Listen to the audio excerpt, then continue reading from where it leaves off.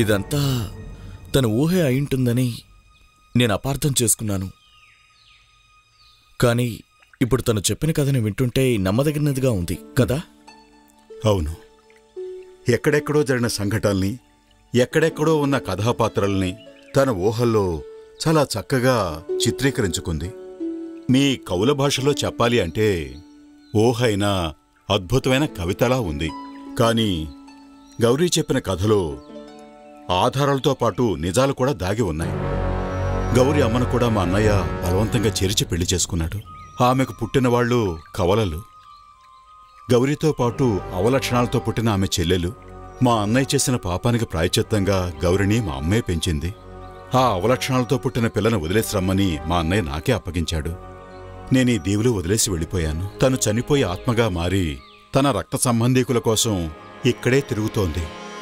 గౌరీ ఇప్పుడున్న ఈ స్థితికి కారణం తన తల్లి గర్భంలో తనతో పాటే ఉన్న తన సహోదరి మీద ఉన్న పొసెసివ్నెస్ కారణం కావచ్చు.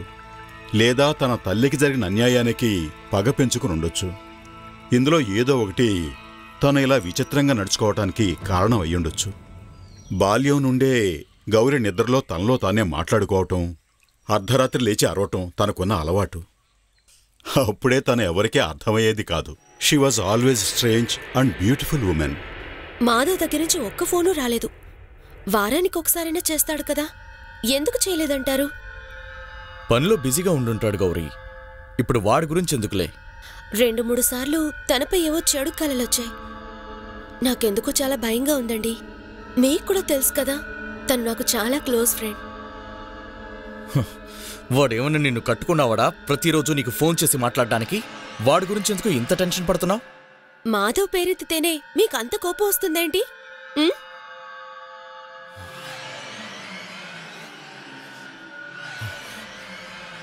మీకింకా మా ఇద్దరి మీద కోపం పోయినట్టు. చాలు, ఆపు. ఇంత అనుమానం ఉన్నవాడితో కాపురం చేసినట్టే రేపొద్దున పుట్టే బిడ్డలు కూడా అతనికే పుట్టిందంటారేమో. మీ మగజాతంతా ఇంతే.